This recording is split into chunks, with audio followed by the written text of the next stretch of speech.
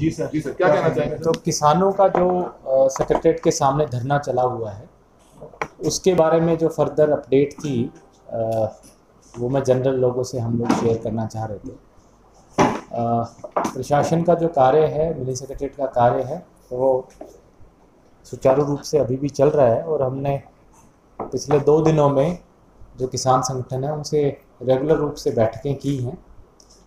हालांकि बैठक में किसी एक फिक्स्ड चीज़ पे समझौता नहीं हो पाया है, फिर भी हमने दोनों पक्षों ने सहमति जताई है कि जो सारा का सारा प्रोटेस्ट चलेगा ये शांतिपूर्वक तरीके से चलेगा और उसमें जो सचिवालय है इसके कार्य को किसी भी तरीके से प्रभावित नहीं किया जाएगा, ना ही कोई सड़क जाम की जाएगी, ताकि आम जन को किसी प्रकार की परेशानी ना हो।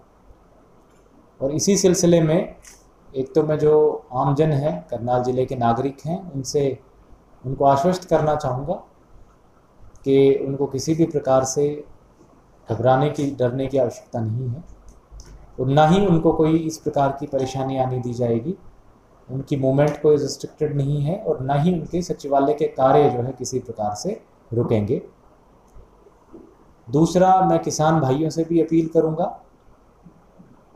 कि उनका जो प्रोटेस्ट है उसको जिस प्रकार से उन्होंने अभी तक रखा है और संयम का परिचय दिया है, उसी प्रकार से आगे भी उसको पीसफुल रखें।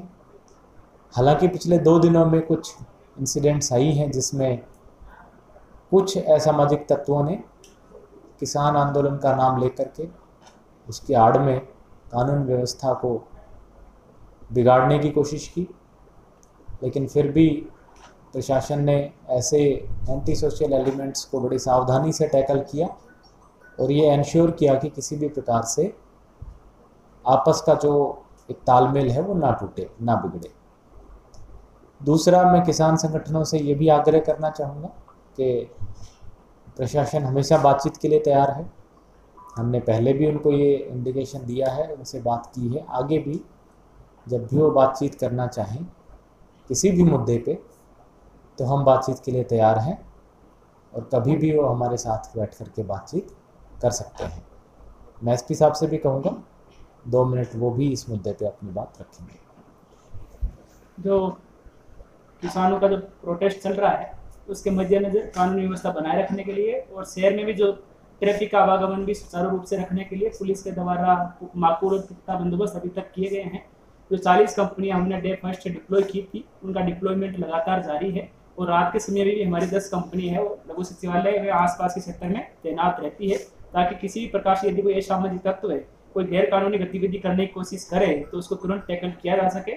अभी तक जितने भी किसान संगठनों के जो मुख्य लीडर्स डे या नाइट में यहाँ पर उपस्थित रहते हैं, उनका और जो हमारे सिक्योरिटी के जो इंचार्ज रहते हैं उनका भी एक अच्छा तालमेल है और यदि किसी भी तरफ से कोई इश्यूज आते हैं तो उनका आपस में बातचीत के द्वारा सॉर्ट आउट कर रहे हैं। और किसान संगठनों की तरफ से जो वॉलंटियर्स जो लगाए गए हैं वहाँ पर धरना स्थल के आसपास में, उनका भी अच्छा सहयोग अभी तक मिल रहा है। हमें उम्मीद है कि आगे से भी जो किसान नेता हैं या जो भी वॉलंटियर्स है उनका अच्छा सहयोग मिलता रहेगा ताकि कानूनी व्यवस्था की स्थिति भी बनी रहे और आपस में इस क्षेत्र में शांति कायम रह सके। मेरा सभी करनाल वासियों से भी अनुरोध है कि आप परेशान होने की बिल्कुल जरूरत नहीं है। पुलिस के द्वारा अब आसपास के क्षेत्र में नाकेबंदी केवल जरूरत के मुताबिक की जा रही है, लेकिन किसी भी प्रकार से ट्रैफिक को प्रभावित अभी तक नहीं होने दिया जाएगा। साथ ही किसी भी प्रकार की अफवाहों पर भी ध्यान ना दे। यदि कोई किसी प्रकार से अफवाह फैलाता है या जो सत्यापित चीज ना हो उसको फैलाने की कोशिश करता है, जिससे कानूनी व्यवस्था की शक्ति भंग हो सकती है या समाज में शांति भंग हो सकती है, उसके खिलाफ जिला पुलिस के द्वारा सख्त कानूनी कार्रवाई की जाएगी। यदि किसी को कोई विशेष रूप से परेशानी हो रही हो और पुलिस से रिलेटेड कोई समस्या हो तो डायल 112 पे भी कॉल कर सकता है। हमारी जो यारी व्हीकल्स है हम सुनिश्चित करेंगे कि वो 10 मिनट के भीतर मौके पे पहुंच करके इस स्थिति को संभालें। इसके अलावा व्यवस्था बिगड़ सकती है। इस सिलसिले में कुछ दिनों के लिए प्रशासन के द्वारा इंटरनेट सर्विसेज जो है वो सस्पेंड की गई थी, उन सेवाओं को बहाल कर दिया गया है। दूसरा, हमने जो हमारे किसान भाई हैं उनके लिए भी और जो हमारे पुलिस और पैरामिलिट्री फोर्सेस हैं उनके लिए भी अलग अलग मेडिकल कैंप्स की भी व्यवस्था की है, ताकि इस प्रकार से, क्योंकि ये एक किसानों की तरफ से धरना भी लंबा है और हमारी फोर्सेस भी लगातार जो है सिचुएशन पर निगरानी रखे हुए हैं, तो किसी भी किसान को या किसी भी जवान को किसी भी प्रकार की कोई मेडिकल परिस्थिति उनके सामने आती है तो हमारी जो मेडिकल टीम्स हैं वो ऑन द साइट ही हमने टीम्स लगा दी हैं, उसका ध्यान रखेंगे। इसके अलावा पैरेलली हमने करीब 30 के करीब टॉयलेट्स हमने रखवाए हैं, जो कि दोनों किसान संगठनों के साइड भी रखे हुए हैं और वो भी इनको इस्तेमाल करें। पीने के पानी की व्यवस्था भी की गई है। हमारा पूरा प्रयास है कि जो ये शांतिपूर्वक धरना चल रहा है इसको प्रशासन पूरा सहयोग दे और आपस में किसी भी तरीके का भाईचारा ना टूटे और लगातार हम बातचीत करते रहें, बातचीत के जरिए इस मुद्दे का हल निकालें। सर, किसानों को भी न्योता दिया गया है, बातचीत के लिए बुलाया गया है, आज बातचीत हो सकती है? बिल्कुल न्योता दिया गया है और हमारे दरवाजे हमेशा बातचीत के लिए खुले हैं। किसी भी प्रकार का कोई भी प्रस्ताव अगर किसान लेकर के आते हैं तो हम निश्चित रूप से बैठेंगे, बातचीत करेंगे। कल करनाल में संयुक्त किसान मोर्चा और हरियाणा के किसान संगठनों की अहम मीटिंग हो रही है, स्पेशली इसी किसान आंदोलन को लेकर, करनाल के लेकर। तो कल सभी संयुक्त किसान मोर्चा के लीडर्स आ रहे हैं, तो क्या कल बातचीत हो सकती है? उन्होंने भी मीटिंग में हालांकि कोई बड़ा फैसला लेना है इसी चीज को लेकर कि उनकी मांगे पूरी नहीं होती, तो आगामी रणनीति क्या रहेगी? देखिए, मैं उनसे आग्रह करूंगा कि चूंकि इस मामले का हल बातचीत से ही निकलना है तो बातचीत पे आएँ, टॉकिंग टेबल पे आएँ और किसी भी हालत में शांति व्यवस्था बनाए रखें, क्योंकि आमजन को परेशानी हो किसी भी वजह से ये बिल्कुल गलत है। और कोई समूह अपनी बात मनवाने के लिए बाकी लोगों को, आमजन को परेशान करने की कोशिश करे, ये गलत भी होगा और प्रशासन की तरफ से भी इस चीज़ को बर्दाश्त नहीं किया जाएगा। तो मेरा उनसे आग्रह रहेगा कि शांति व्यवस्था बनाए रखें और हमसे बातचीत के लिए आसपास के दुकानदार या जो मॉल्स के हैं, एससीओ हैं, जिनके बैंक्स में एससीओ हैं, वो मिले थे आपसे? क्योंकि थोड़ी देर पहले गुरनाम सिंह चढ़वनी से जाट धर्मशाला में मुलाकात करके आए हैं, उनसे रिक्वेस्ट की उन्होंने ताकि कहीं ना कहीं उनका जो कारोबार है उस पर असर ना पड़े। उनकी तरफ से मिलने के लिए समय लेने की बात आई है और मैंने उनको बुलाया भी है। जिस भी समय वो आना चाहें, मैं ऑफिस में ही हूँ, मेरे से मिलने। और उनकी तरफ से ये बात आई है कि क्योंकि ये जो प्रदर्शन के लिए जगह लगाई गई है ये सही जगह नहीं है, क्योंकि एक तो रोड की एक लेन जो है इसमें ब्लॉक्ड है और दूसरा उनके जो दुकानों के सामने की जगह ब्लॉक हो गई है। पर्टिकुलरली इवनिंग आवर्स में और लेट आवर्स में बहुत से असामाजिक तत्व जो है वो इस प्रदर्शन की आड़ लेकर के एंटी सोशल गतिविधियां करने की कोशिश करते हैं।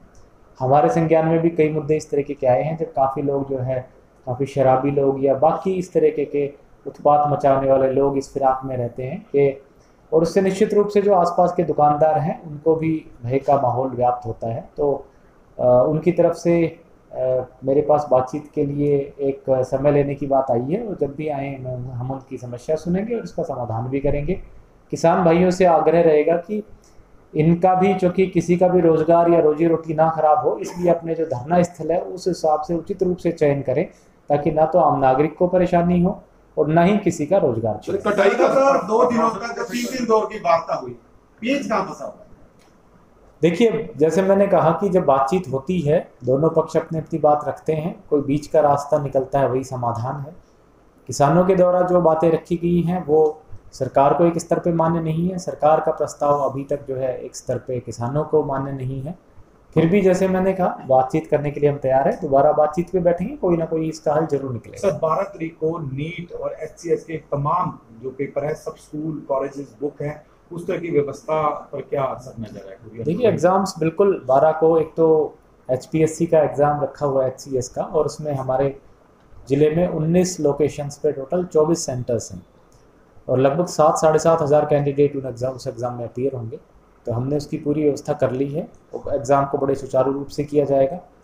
किसानों से भी मैं अपील करूंगा, क्योंकि ये कैंडिडेट्स का और उनके भविष्य का मामला है, तो इसमें बिल्कुल व्यवधान ना डालें। और कोई भी एलिमेंट अगर उसमें व्यवधान डालने की कोशिश करेगा, चाहे वो असामाजिक तत्व हो या किसान आंदोलन का आड़ लेकर के, नाम लेकर के इसमें व्यवधान डाले, वो हम कतई बर्दाश्त नहीं करेंगे और सख्ती से कार्रवाई करेंगे। तो 12 तारीख को जो भी संडे को एग्ज़ाम्स शेड्यूल्ड हैं वो सारे जो है तय समय पे शेड्यूल के हिसाब से होंगे।